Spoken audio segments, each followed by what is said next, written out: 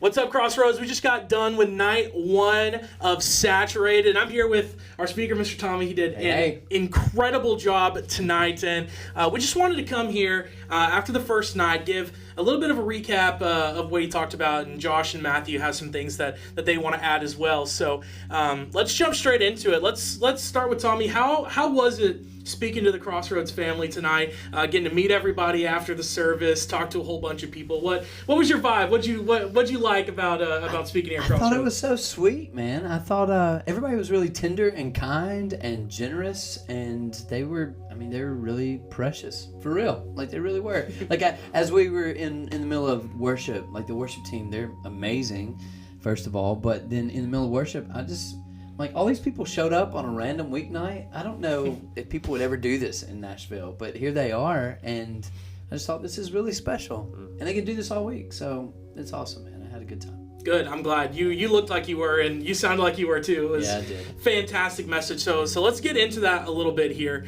with Matthew and Josh. So I'm sure you guys have some questions and stuff lined up for Tommy, but what was, just real quick off the top of your head, what was your favorite part of the message tonight? In my own personal time with just opening up the Word, I've been going chronologically. Mm-hmm. So I've very recently been in 1st and 2nd Kings. Okay. And just the light that you shine on Elisha with the widow. Mm-hmm. And especially tonight, like, I picked up, like, she lost her husband, and then she was about to lose her, like, she was losing everything. Yes, she was. And just the desperation that she showed up with to Elisha, and how both Elisha and Jesus in Luke 7, like, they didn't shy away, but they leaned in. Yeah, right. And, like, the Lord just laid that on me of, like, hey, when you bring your emptiness to me, like, I'm never going to shy away, but, like, I'm going to lean in and start, like, hey, the possibilities here. So like, oh, so good. That's good, man. That's really good. I think it's so sweet that the Lord does that, and then we model, he models that for us, and then we're supposed to mimic that. I mean, that should be the way we live our lives, right? So, yeah, I love that too. That's awesome, man. Kind of going off of that, like, I thought it was really funny because there's no way that you would have known this, but, like, last week we just read through Luke 7:2 in our D group, so it was we went straight into application of what we read from somebody else, and that was awesome. God works in crazy ways. So Matthew, what'd you think? I thought I loved it all, honestly. I thought it was the worst. Yeah. I thought it was so good. I wrote down at one point, God will only fill what's actually empty, right? And I just put a little note down for me, just my own personal takeaway was like, man, I'll fill my life up or fill myself up with so many other things, and I have to intentionally empty that junk out. And I just thought that was so good, and I just jotted that down, like, God only fills what's actually empty. Like, everything else being filled is by me. Right? He's only willing to fill in the empty spaces. And I thought that was so good. I also loved how you talked about the woman, just she didn't care like what the norm was. Like, she just went right to Jesus. And I could even picture, like, her just standing behind him. Right. Like, you get that feeling when somebody's right by you, just like, you know what, but she didn't care. Everybody's watching. Yes. I thought that was so sweet that she was to the place where she's like, it just doesn't matter. It doesn't matter. And I just thought, like, man, we project or we pretend, and that's so exhausting for us. And she just got to that space where you're just like, all right, I gotta go. I gotta do this. And I thought that was so sweet. It's just the reminder of, like, man, if you'll just break down and fall at his feet, which is what we've talked a lot, in the last little bit of, like, hey, how do we fall at the feet of Jesus and just let him do what only he can do? And I thought that was so good. That's awesome. Yeah, it's awesome. It's hard too, man, because I feel like we all come to, like, that I'm trying to not say crossroads, but we all come to two paths that you can take, and it is like a desperation, man. When I came to Jesus, it really was I just can't care about all that. It's like burning the boats kind of thing. And I guess that doesn't end. We have different moments like that. I talked to some people tonight afterward who just said, I've got to do that with my own time. And I said, I relate to that. I love all of ministry. I love to fill my time up. And you put all these things on your to-do list, and nobody ever talks about the things that creep on there that you need to, like, put on, like, a to-don't list or something, you know? And so we just got to work at that, man. Like, with every area of our lives. Absolutely. And, I love the way that you broke down in Luke 7. I love the way, because I didn't think about this whenever I was reading through it in my D group, about how, like, Luke doesn't, like, he doesn't say what her name is, I loved that part. It was minuscule, it was small, but it got my gears turning a little bit. It was, like, she's probably one of the most significant parts of that story next to Jesus, and yet she's not even the one that gets named. It's Simon that gets named, so I thought that was super interesting. And cool. I think that's almost eye-opening for me, because it's like, hey, this could be any of us. Mm-hmm. And I think maybe there's some intention, like the Holy Spirit, pushed Luke into that, and I think that is a really powerful point too. I love that. I love that. I love thinking about the thought of how many amazing ambassadors of Jesus, saints of the faith, are unnamed in the scriptures, or even like modern day believers right now they're such a vital part of an underground church, and they're just praying and fasting and serving, and we'll never know their name. And how that may be the most special part about the whole thing is that not to diminish our part, but we're a small but significant part of the whole thing, and it's Christ, it's Jesus, it's His name. That's awesome. Yeah. I just want to open the floor a little bit here for you two. Are there any questions that you have for Tommy pertaining to the message, pertaining his life story, pertaining anything that you guys are just curious about, that you want to get to know him a little bit more? Yes. Specifically you, Josh, since Matthew obviously has prior relationships with you. So I found myself wrestling with, and maybe this is like theologically, but like when we're empty and we come and we are filled, I was kind of working through like, what does that look like application wise through the week? Is Sunday morning the filling of like, gathering with the saints and our brothers and sisters and really like diving into like, fill me back up so I can pour out this week? What do you think that looks like? Yeah, I love that. That's a really good question. I think it's probably like a cycle that isn't dependent on my works. Like, that's what I have to maybe start there, just because I was raised in a little bit of a legalistic background. So I definitely am not trying to like breed this thought of, you got to fill yourself up, and you're like, dude, I'm working all the time. As much as I think it's like moments of intentional rest. So I think a daily abide time is part of refilling, where it's not for a sermon or a lesson, because you guys get to teach the word and you're doing local church ministry all the time. I think it's like, no, God, I want a heart check of just, I just want sweet time with you. I think it's that. I think it's a weekly Sabbath, that you're not worshiping it, you're not serving it, but it's a tool of the Lord in your life to just remind you, you don't have to be a superhero, you don't have to have it all together. You're not me, which is humbling and awesome. I think it's like some rhythms like that. Maybe, we all have some different things. I have like a monthly dream day that I try to take. I have a yearly prayer retreat that I try to take. I don't think these are necessary or like have-tos, but for me, I think those are all refilling moments, just to remind me this should be good news. This should be not work. Yeah.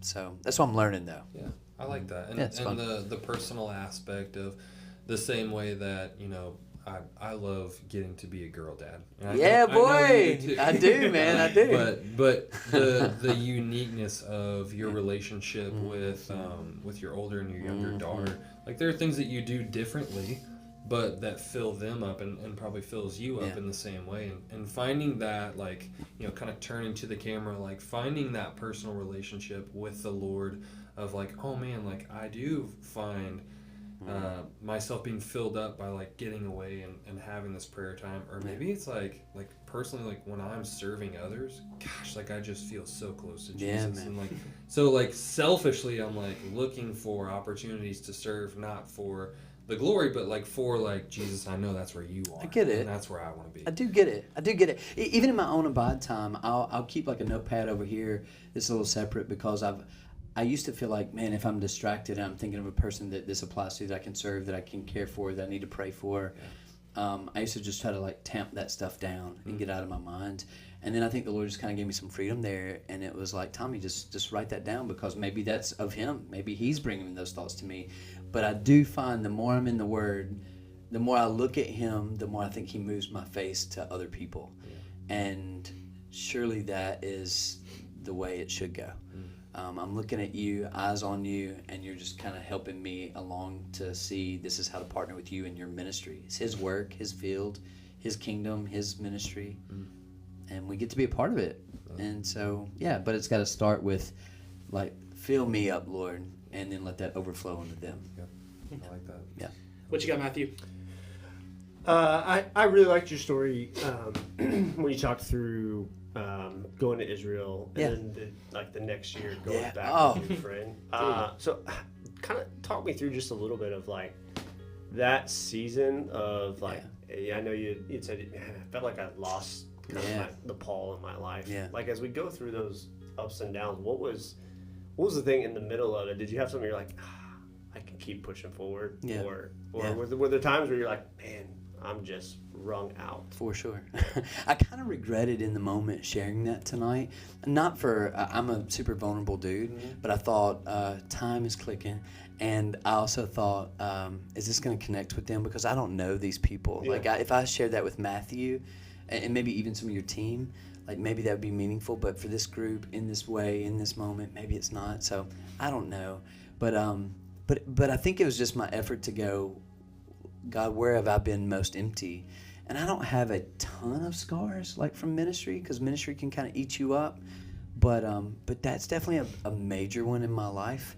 And I don't put that on anybody as much as I just think it is the wear and tear of what it means to follow Jesus and to obey him. And sometimes you feel like you're in the desert. You feel like I'm looking around and I'm really parched and I don't see a lot of people. And I don't know what to do with that. And there's a little bit of inward panic, but also some inward relief that I guess I can let go of all that stuff too, God, and you're enough. So to feel those things, it doesn't make sense on paper, but to feel completely full because God is enough and you're mourning something that you've lost. Yeah. And to feel both of those at 100, maybe somebody out there understands what that feels like, and I'm sure you guys do, but I know that's an odd thing to say, but I felt that in the middle of it. Mm-hmm. So, but I just have to think, well, Lord, I guess your presence is enough. And when we say that, maybe I'm learning that experientially a bit more. Yeah, those kind of hard moments. That makes so much sense because, as we came to Crossroads, we had a season where we mourned what we were leaving behind. But also, kind of each step we took here, like, boy, God just kept filling us up more. But it was like both parts, and so it was hard to kind of almost even weather that season. Yeah. You do just feel like, man, I'm just kind of out here on my own, and like I can look both ways, and like, boy, that's so sweet. What was, and I'm missing that so much. But I also see over here there's so much good, and it's just hard to like, kind of put those two things together and be like, what do I do with this? That's true. And I just see that. I think people, go through this in every season of every walk and every career, and it's just they're in those seasons. I just think it's good for us to kind of be in that space and be all like, I can see both sides, and I can mourn, and I can also see where God's doing something amazing. I even kind of was thinking through a conversation I had with some parents who were empty nesters, and they were going, it's like almost the exact same thing. Like, oh man, I look back and I'm almost mourning that. Yeah. But also, I'm seeing my kids that are like stepping into things that I'm like, I'm very proud of. Yeah. And so it's just awesome. Those seasons that we go through. That I think everybody can kind of relate to that a little bit. So I just love that. I thought that was so good. I do too. And I feel like every stage, I'm an optimistic dude, and so, but I hope that doesn't mean like pie in the sky, like Tommy. Okay,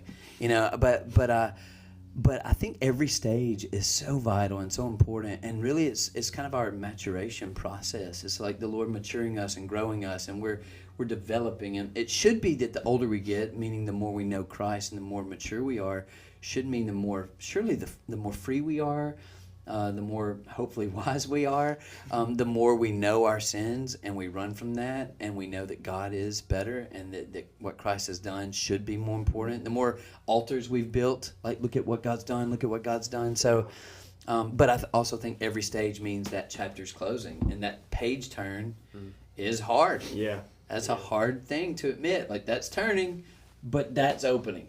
Right. Yeah, and I hope that night one of Saturated helped fill you up a little bit spiritually. And, man, it was a fantastic night. And be sure to come back tonight at 6:30 because we're going to do it all again. Hey. And it's going to be awesome. Tommy, once again, man, thank you so much for coming. Incredible message. And I'll be definitely still checking in on your page, checking in all that stuff with your church. So just awesome night, awesome people, and we'll see you guys tonight at 6:30.